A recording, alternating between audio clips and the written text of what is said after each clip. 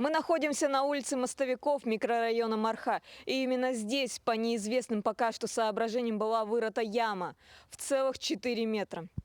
Опасная ситуация, особенно в ночное время суток, взволновала местных жителей. Вчерашний день в особенности выдался дождливым, и это повысило уровень опасности. 3 июня один из жителей улицы Мостовиков проводил работы по подводке газопровода к своему участку, однако по окончанию не озаботился устранением оставшегося беспорядка. Сейчас дорогу перекрывает яма глубиной в 4 метра, которую местным жителям необходимо объезжать не самым близким путем. Ну, я думала, они тут быстро.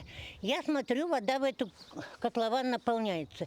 Детишки вокруг тут стоят, камешки кидают в этот. Я говорю: дети, пожалуйста, уйдите, вы упадете и потонете. Ну, им не докажешь.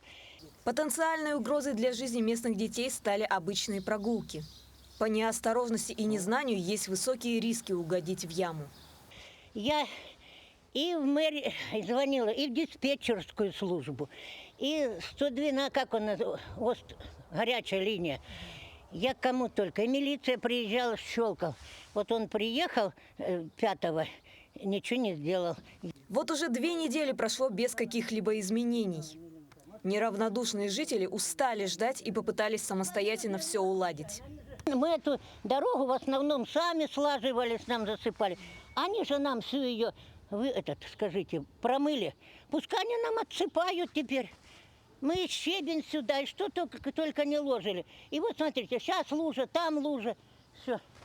С жителем, вырывшего яму, нам связаться не удалось, а встреча с администрацией Мархи назначена на 15 июня.